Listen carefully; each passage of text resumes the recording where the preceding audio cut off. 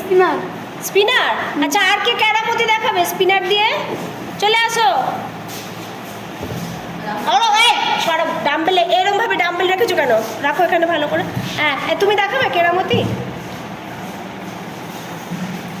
ঘুরিয়ে তারপর এরম আঙুলে রাখছো। হ্যাঁ, এটা এইটাই এভাবে খেলো তোমরা? হ্যাঁ। এটা একটা মেডিটেশনের ব্যাপার আছে, এটা আমায় একটু দেখতে হবে।